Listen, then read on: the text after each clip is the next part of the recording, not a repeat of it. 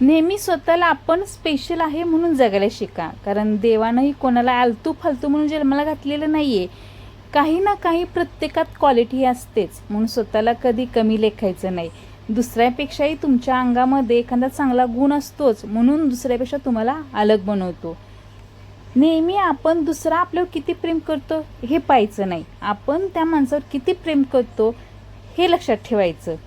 तो जर आपल्या समोरचा व्यक्ती आपल्यावर जर प्रेम करत नसेल, तर आपण केलेल्या प्रेमाचं एवढं त्याच्यावर परिवर्तन होतं की तो जर प्रेम करत नसेल तरीसुद्धा तो आपल्यावर प्रेम करायला लागतो, कारण आपण त्याच्यावर प्रेमाचं एवढं त्याच्यावर सावली पडलेली असते. तो जर आपल्यापासून दूर जरी गेला तरीसुद्धा आपलं प्रेम त्याला खिचून आणत असते. एवढं प्रेमाच्या आपल्या पावर ठेवा. मग ते प्रेम मुक्या प्राण्यावरती असू दे नाहीतर माणसावरती असू दे, बरोबर आहे की नाही. हे 2 पिल्ली बघा, आम्ही त्याचं नाव किट्टू आणि मिट्टू ठेवले.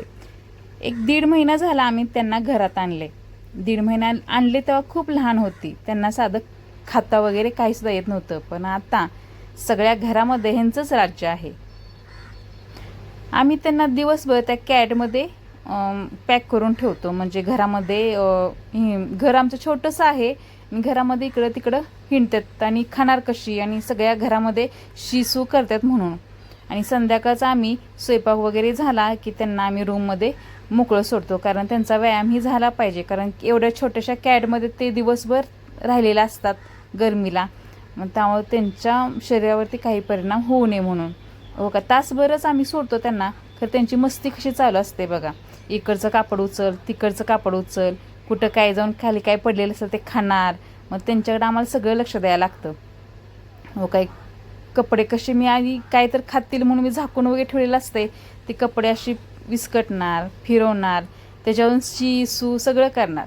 आता हे लाल कापड दिसतंय कॉटनचं, तर त्यांचंच आहे कॅट खालचं, मी झाकून ठेवते, कारण शिसू केलं की त्याच्यावर पडतं, त्यामुळं तो का ते त्याच्यावर खेळणं त्यांचं चालूच आहे. आणली तेव्हा एवढं त्याच्यावर प्रेम नव्हतं खरं. आता त्यांच्याशिवाय जगणंच आमच्या तिघांचं मुश्किल झाले. लय लहान आहे तो आणि क्यूट पण छान दिसतात तशी. जरी त्यांना मी प्लेटचा एखादा आवाज दिला की बाळानं या खायला म्हणलं की लगेच पळत येतात खायला. आणि हो, त्यांना रोज एक गोष्ट नवीन नवीन लागते. रोज आज हे टाकलं की उद्या ते दुसरं नवीन नवीन नवीन. जसं माणसं कशी स्वाद घेतात ना, तशी लोक स्वाद घेतात.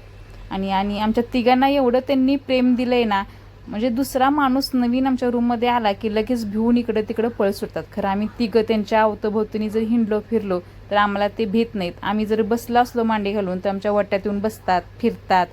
आणि त्यांना जर आमचं म्हणजे हात फिरवून घ्यायचा किंवा मया करायची असेल तर डायरेक्ट तोंडानं किंवा हाताबशी येऊन असं खाजवल्यासारखं करणार. म्हणजे त्यांना वाटतं की आम्ही त्यांच्यावर प्रेम करावं. प्रेम माणूस किंवा जनावरं प्रेम केल्यानंतर त्यांना प्रेमाची माया बसतेच हो, बरोबर आहे की नाही. तशी आमची 2 पिल्ले आहेत बघा. संध्याकाळी 1 तास कंप्लीट त्यांना मोकळं सोडायला लागतंय बघा. इकडं तिकडं उड्या मारतात. उड्या मारून मारून बघा त्यांचं मन शांत झालं मग काय त्यांचं टेन्शन नसतं. निवांत रात्रभर मग त्यांना चारा वगैरे टाकला की निवांत मग त्या कॅटमध्ये कोण घालतो. आम्ही यांना अजून काही जाळी वगैरे काही बनवलेलं नाही आहे, आणि आता जाळी बनवायला लागणार आहे. आता हे मोठी झालेत. आणली तेव्हा बघा ना त्यांचं. आणि हो, तुम्हाला सांगायचं म्हणजे सश्याचं वजन रोजचं वाढतं. आमच्यामध्ये ते भाजीचा काटा आहे, त्याच्यावर आम्ही 2 दिवसाला 3 दिवसाला वजन बघतो. रोजचं नाही म्हटलं तर बघा 10 ते 15 ग्रॅम त्यांचं वजन वाढलेलं असतं. त्यांचं बघा घरामध्ये आम्ही तिघं आहे, खरं आम्हाला ते भेट नाहीत किंवा काय करत नाहीत.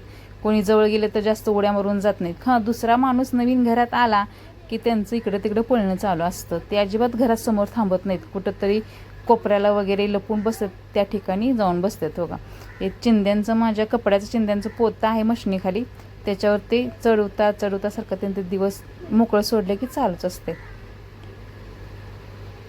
आता त्या कॅडवर ते बसणं त्यांचं मुश्किल झालं आहे. आता मोठी झालेत बाळं, आणि त्यांचं नाव किट्टू आणि मिट्टू ठेवले. तुम्हाला कसं वाटतंय मला कमेंट करून नक्की सांगा.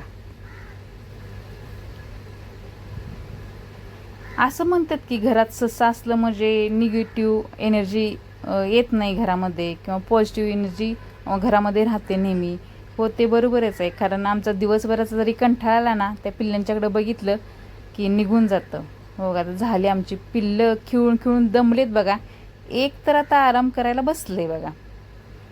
आता बघा थोड्या वेळानं ते पण आता पाय पसरून जातोय. हो का, त्याला उठवलं आणि ते बसलं. कशी आहेत माझी पिल्लं, बसली की नाही निवांत.